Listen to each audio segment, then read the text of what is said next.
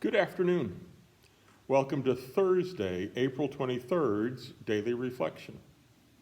Today is Thursday, Thursdays in Black.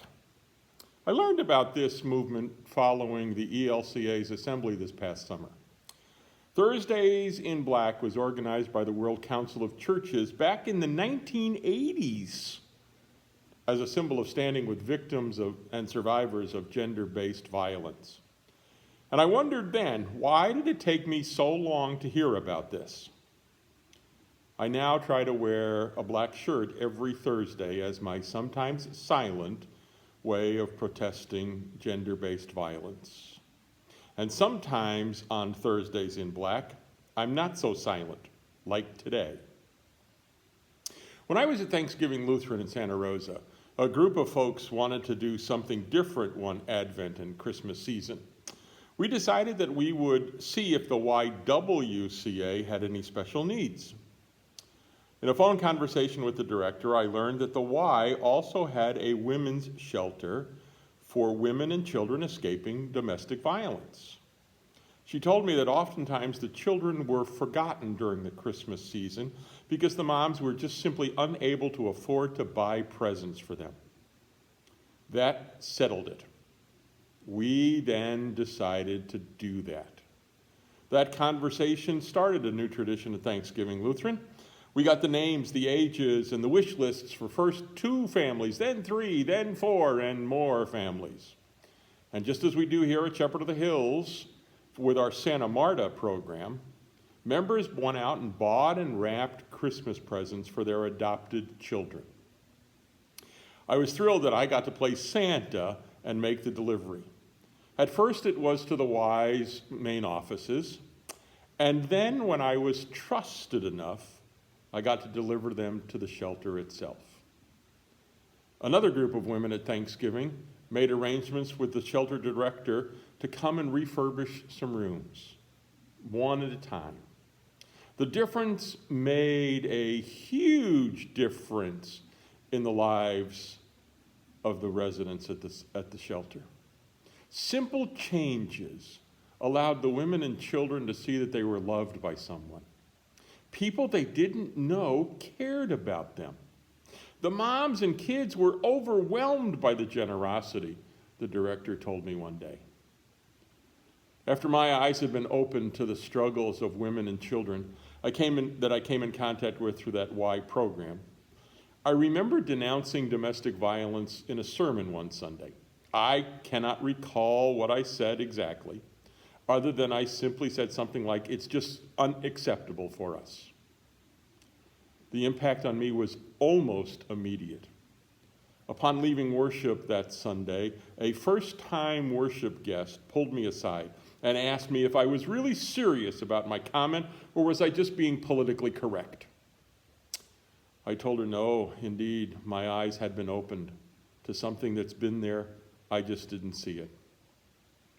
And that I was angry about it.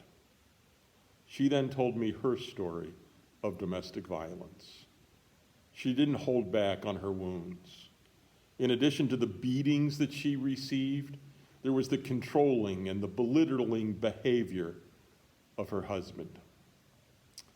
I still remember she was telling me that she had an allowance that was to go for the food, the clothing, and the household necessary items.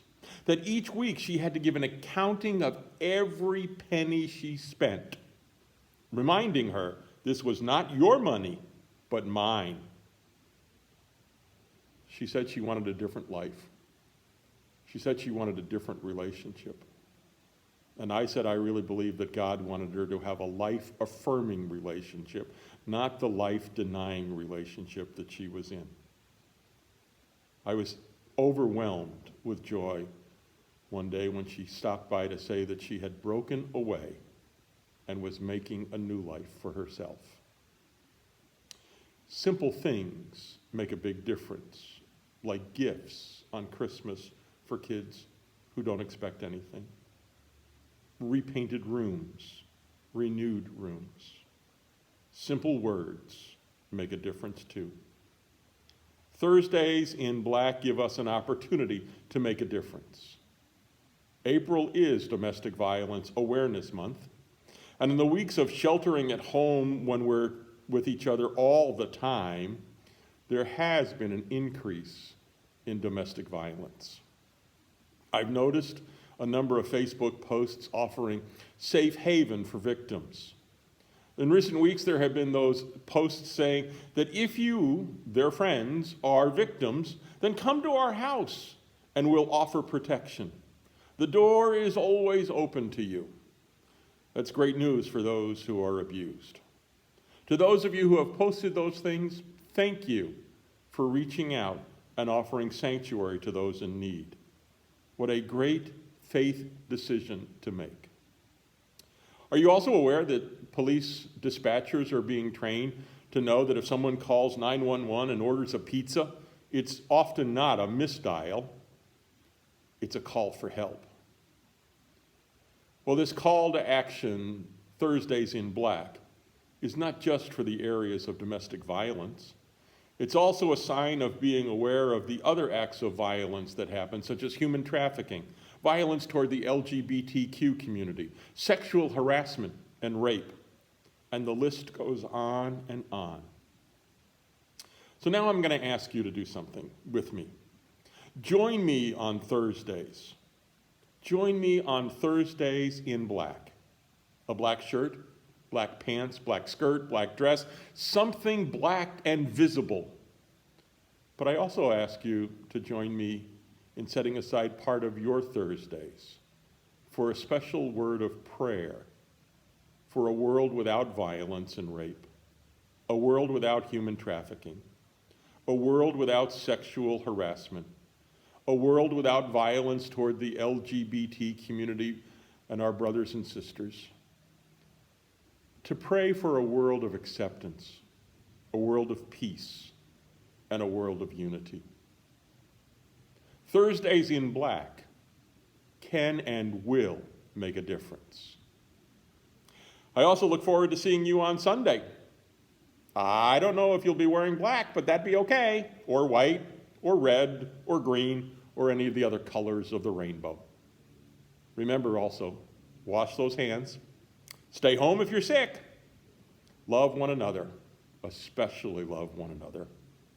Practice social distancing. We may be coming to an end, and thank you for practicing that social distancing and keeping us safe. Keep wearing those masks. It does make a difference.